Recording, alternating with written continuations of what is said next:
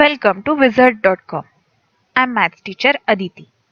We have this question here. If a die is thrown, what is the probability of getting an odd number? Now we have total number of outcomes of this particular experiment as when a die is thrown, we can get either 1, 2, 3, 4, 5 or 6 as upper face. Now out of this, the probability of getting an odd number is asked. So we can say 1, 3 and 5. These three are odd numbers. These three are odd numbers. Odd numbers as outcomes.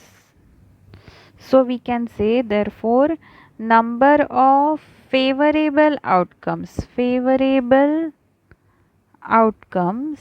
will be equal to 3. Therefore we get probability as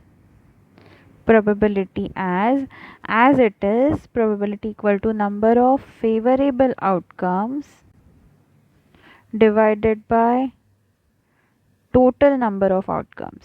Total number of outcomes, we can say probability of getting an odd number is 3 divided by 6.